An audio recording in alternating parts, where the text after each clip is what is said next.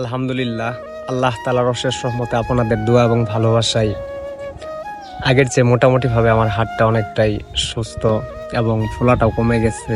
তো আসলে যে ইনফেকশনটা আমার হাতে হয়েছিল আমি অনেকটাই ভয় পাইছিলাম, কারণ জীবনের প্রথম এমন একটা শাস্তি ভোগ করলাম। 4-5টা দিন ঠিক মতো ঘুমাইতে পারি নাই। আসলে কতটা কষ্ট হয়েছিল একমাত্র আমি জানি, বা যাদের এরকম ধরনের সমস্যা হয় বা যারা যে কোনো রোগে ভুগেন আসলে তারাই জানেন যে আসলেই কষ্টটা কি জিনিস। নিজের শরীরের উপর দিয়ে তো ধরনের যাই ঝামেলা গেলে কতটা কষ্ট লাগে বা ঘুমটা কই চলে যায়। আসলে চুল দাড়ি সব কেমন যেন হয়ে গেছে, পাগল পাগল অবস্থায় হয়ে গেছি। কারণ নিজের জীবনটা যদি ঠিক না থাকে দুনিয়ার কোনো কিছুই ভাল লাগে না। তবে যাই হোক, আল্লাহ তাআলার কাছে তেমন বেশি কিছু চাওয়ার ছিল না, এটাই চাইছিলাম যে আল্লাহ তাআলা যেন আমাকে সুস্থতা দান করেন।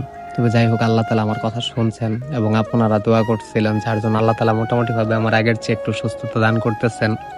তবে সবাই দোয়া করবেন যেন শীঘ্রই আমি আগের মতো হয়ে যেতে পারি এবং সুস্থ স্বাভাবিকভাবে আপনাদের মাঝে আবারও নতুন কিছু ভিডিও নিয়ে আসতে পারি।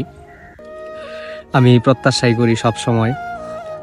আসলেই দোয়া করি সবার জন্য, আল্লাহ তাআলা যেন এমন ধরনের সমস্যা আর কারো জীবনে না দেয়। ডান হাতের মধ্যে এমন একটা সমস্যা হয়েছিল, 4-5টা দিন আমি ঠিক মতো খাইতে পারি নাই। আসলে ওয়াশরুমেও যায় আপনার হাত মুখ বা গোসল কি জিনিস আমি 5-6টা দিন থেকে ঠিক মতো করতে পারি না। আসলে বললে অনেক কথাই হয়, 4-5টা দিন খুব কান্না করছি। তবে যাই হোক, এখন মোটামুটি ভাবে যেহেতু সুস্থ স্বাভাবিক হয়েছি, আগের মতো তেমন কষ্ট হয় না। তবে সবাই দোয়া করবেন যেন দ্রুত সুস্থ হতে পারি। তবে সবাই ভালো থাকবেন। সবার জন্য বরাবরের মতো দোয়া এবং ভালোবাসা থাকবে আমার মনের অন্তঃস্থল থেকে। আল্লাহ তাআলা যেন সবাইকে সুস্থতার সহিত ভালো রাখার তৌফিক দান করে। আমিন। বাই।